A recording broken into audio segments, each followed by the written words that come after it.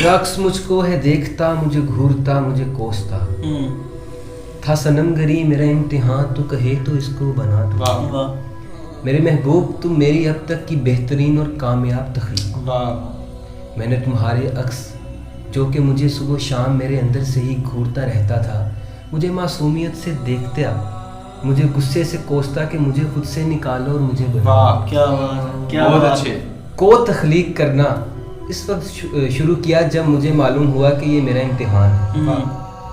मैंने इस इम्तिहान में कामयाबी के लिए खुदा से बार बार इल्म और हिम्मत मांगी। वाह इसने अता भी की, मुझे इसे समझने का शौर दिया, तुम्हें बनाने का तरीका बताया। वाह। क्या बात है, बहुत क्या अच्छे। क्या। मेरे तसव्वुराती महबूब मैं तुम्हें बना चुका हूँ, मगर जानते हो कि तुम ना मुकम्मल हो क्योंकि मैं ना मुकम्मल, क्या बात है। वाह वाह। क्या बात। क्योंकि मैं ना मुकम्मल।